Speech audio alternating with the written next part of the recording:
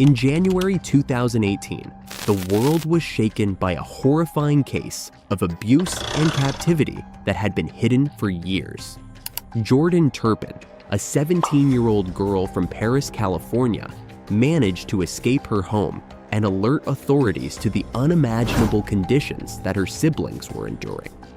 The police, upon arriving at the scene, were confronted with a disturbing sight. 13 children and young adults, some emaciated, some chained to furniture, and all confined to dark, filthy rooms. This was the home of David and Louise Turpin, a married couple who had subjected their children to a nightmarish existence of extreme isolation, physical abuse, and neglect. The Turpin case became one of the most infamous and chilling examples of child abuse in modern American history, and the escape of Jordan Turpin marked the beginning of the children's fight for freedom and justice. This documentary explores the terrifying details of the case, the abusive tactics of the Turpins, and the incredible strength and resilience of the Turpin children who survived years of torment. Chapter 1: The Hidden Nightmare Inside the Turpin Home. The Turpin family's seemingly normal facade had been hiding a horrific secret for years. On the surface, David and Louise appeared to be a typical married couple, raising a large family in a quiet suburban neighborhood.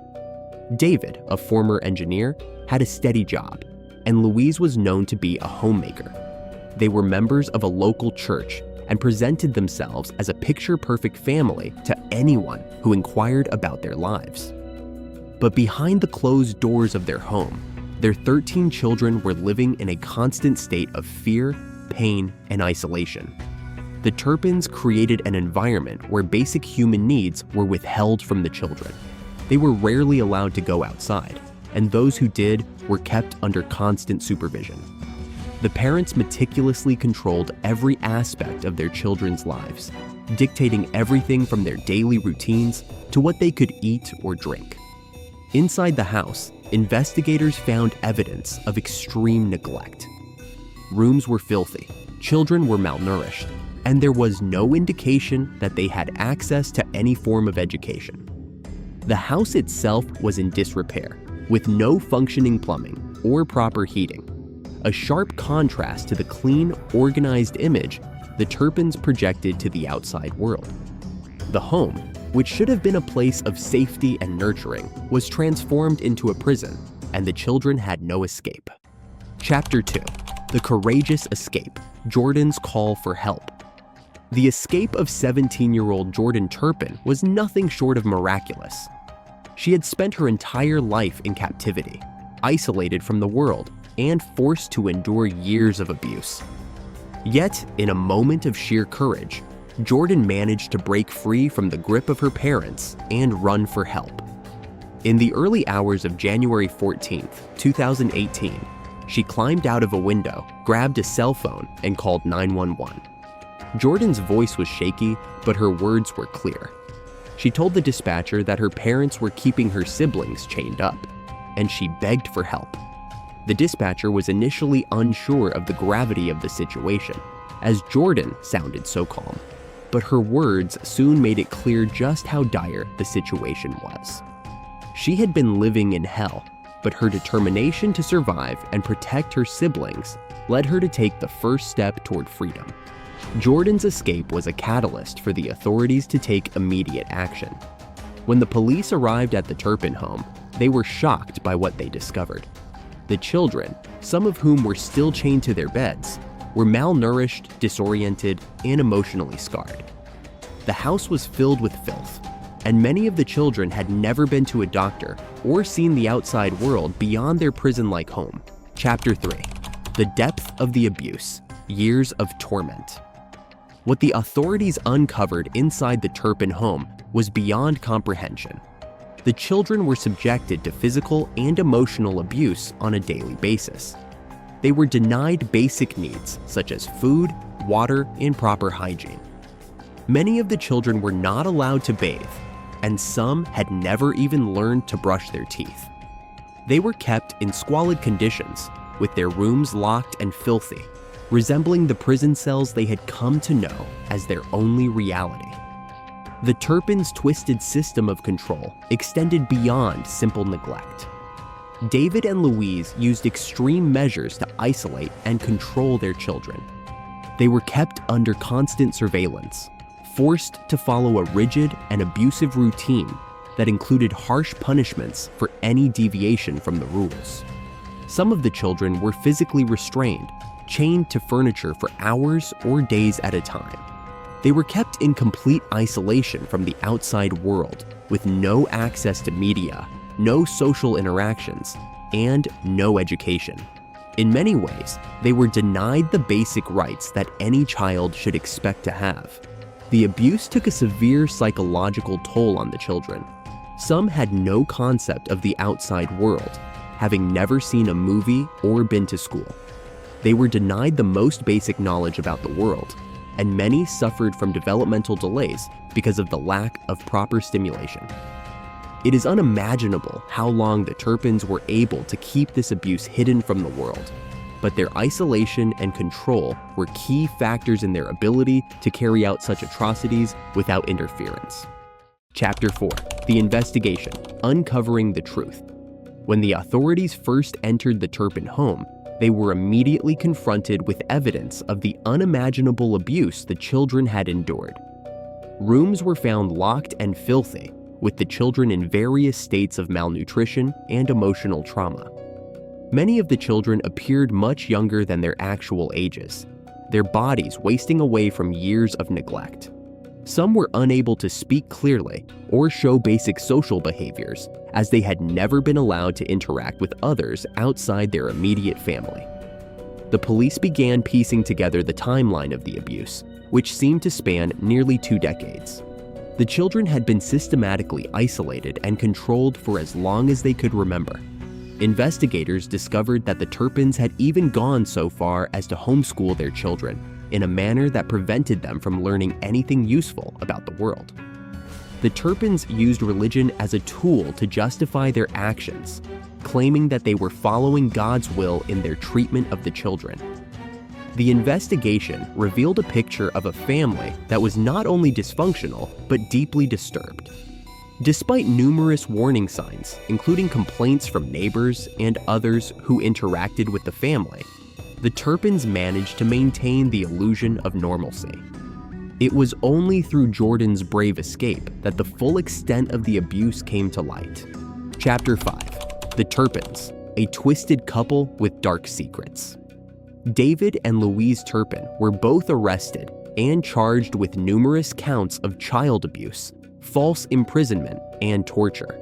Their trial would eventually reveal the depths of their depravity and their twisted motives. On the surface, they appeared to be a deeply religious couple, involved in their church and presenting an image of a devout family. However, their behavior behind closed doors was nothing short of monstrous. David and Louise used strict religious beliefs to justify their actions. They claimed to be protecting their children from the evils of the outside world, but in reality, they were perpetrating a reign of terror that denied their children the basic rights of every human being. The couple manipulated their children into believing that they were living in the way God intended, creating a warped sense of righteousness that enabled them to continue their abuse unchecked. The trial revealed that both parents were equally complicit in the abuse, with each one playing a key role in the mistreatment of the children. Louise was found to have enabled her husband's actions by supporting the cruel rules and regulations he imposed on their children, while David was revealed to be the mastermind behind the physical punishments and restrictions. Their actions were not those of well-intentioned parents, but of individuals who derived satisfaction from controlling and inflicting pain on their children. Chapter 6: The Aftermath: A Struggle for Freedom. After the children were removed from the Turpin home, they faced the daunting task of adjusting to a world that was completely unfamiliar to them. Many of the children were severely malnourished and emotionally scarred. Some were physically frail, their bodies weakened from years of neglect, while others were mentally delayed, struggling to understand basic concepts like how to speak, eat properly, or even interact with others. the road to recovery was slow and difficult. The children had to relearn everything they had been deprived of for years: education, socialization, and even basic self-care. Many of them had to be placed in therapy to work through the trauma they had suffered, and their journey toward healing would be long. However, they also began to show incredible resilience. They found joy in the simplest things: going to school, meeting new people, and experiencing freedom for the first time in their lives. Their story was one of triumph, even in the face of overwhelming odds. Chapter 7: The Trial, David and Louise Turpin in Court. In 2019, David and Louise Turpin stood trial for their horrendous crimes. The courtroom was filled with emotion as the children, many of whom were now young adults, had to face their parents and testify about the years of suffering they had endured. It was a moment of catharsis and justice, as the Turpins' actions were laid bare for the world to see. The prosecution's case was airtight. The physical and emotional evidence of the abuse was overwhelming, and the Turpins had little defense for their actions. In the end, both parents were sentenced to life in prison without the possibility of parole. The children's long wait for justice was finally over, and they could begin to heal, knowing that their abusers would never have the chance to hurt them again. Chapter 8: The Strength of the Human Spirit, Overcoming the Darkness. Despite the unspeakable abuse they had suffered, the Turpin children demonstrated extraordinary courage and resilience. Their escape and the subsequent investigation shone a light on their strength and determination. Though their recovery would take years, the children began to embrace the freedom they had fought so hard to attain. The survivors of the Turpin family continue to inspire others with their stories of survival and healing. They proved that even in the darkest of circumstances, there is always a way out, and the human spirit cannot be broken. Though they will never forget the horrors they endured, they are reclaiming their lives and finding strength in the support of one another and the world around them. Chapter 9: The Impact of the Case, A Call for Action. The Turpin case ignited a national conversation about child abuse, neglect, and the importance of being vigilant in our communities. It highlighted the signs of abuse that often go unnoticed and underscored the need for stronger child protection systems. The case also brought attention to the reality that abuse can happen in even the most seemingly perfect families, and it reinforced the importance of checking on the well-being of those around us. The Turpin children's escape has led to new initiatives aimed at protecting vulnerable children, raising awareness about the signs of abuse, and ensuring that such atrocities never happen again. Chapter 10: The Road to Healing, A New Beginning. Though their journey is far from over, the Turpin children have shown remarkable progress in their efforts to rebuild their lives. Many are pursuing education, careers, and relationships, things that were once unimaginable when they were living in captivity. They are slowly regaining control over their futures, and their resilience is nothing short of inspiring. Their story is a testament to the power of hope, the strength of the human spirit, and the indomitable will to survive. While the scars of their past will never completely fade, the Turpin children have begun to carve out a new life, one where they can experience the simple pleasures of freedom that most people take for granted. Their journey of healing continues, supported by therapy, advocacy, and the love of the community that has rallied around them. This case, while tragic, serves as a powerful reminder of the importance of vigilance in protecting our children. The Turpin children's courage, their escape, and their fight for justice have helped bring attention to the fact that child abuse can happen anywhere, even in the most unexpected places.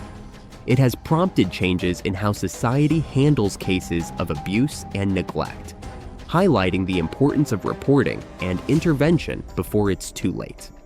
The Turpin case is one of the most shocking instances of child abuse in modern history, but it is also a story of survival, justice, and hope. The children who endured unimaginable suffering have defied the odds, showing that no matter how dark the path may seem, there is always light at the end. Their strength is an inspiration to anyone who has faced adversity, proving that with courage and determination, healing is possible. As we look back on the case, we must remember that the Turpin children were not just victims, they are survivors. Their story is a powerful testament to the resilience of the human spirit and the importance of standing up for what is right. The justice they received may have come late, but it is a crucial step in ensuring that their abusers will never harm anyone again. Thank you for watching. If you found this story fascinating and want to learn more about other true crime cases, don't forget to like, share, and subscribe. Until next time, stay vigilant and keep questioning the narratives that shape our world.